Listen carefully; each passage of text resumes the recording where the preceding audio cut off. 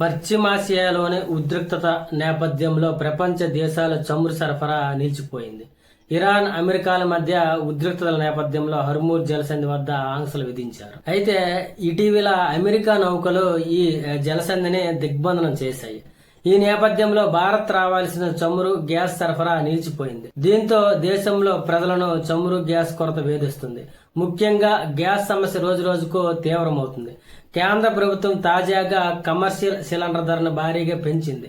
Gas కొరత నేపథ్యంలో ధరలు మరింత పెరిగే అవకాశం ఉందన్న వార్తలు కూడా వస్తున్నాయి. అయితే తాజాగా కేంద్రం ఒక శుభవార్త కూడా చెప్పింది. పశ్చిమాసియా ఉద్రిక్తతల వేళ భారత్ కు రావాల్సిన ఓ ఎల్పీజీ నౌక హర్మూజ్ జలసంధిని దాటేసింది.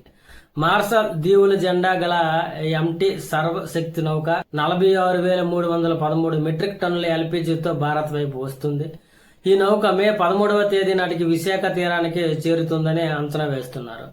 అమెరికా నౌక దిగ్బంధనం తర్వాత భారత్ కు చేరుకున్న తొలి ఎల్పీజీ నౌక ఇదే కానుంది. ఈ నౌకలో 20 మంది సిబ్బంది ఉండగా వారిలో 18 మంది భారతీయులు ఉన్నారు. అయితే భారతదేశం వంట గ్యాస్ అవసరాలను ఎక్కువగా దిగుమతి చేసుకుంటుంది. అందులో ఎక్కువ భాగం మధ్య ప్రాచ్య దేశం నుంచే వస్తుంది. దీనివల్ల హర్మూజ్ జలసంధి మార్గంలో ఏ చిన్న అంతరాయం వచ్చినా దేశంలో గ్యాస్ సరఫరా నేరుగా ప్రభావం పడే అవకాశం కనిపిస్తుంది.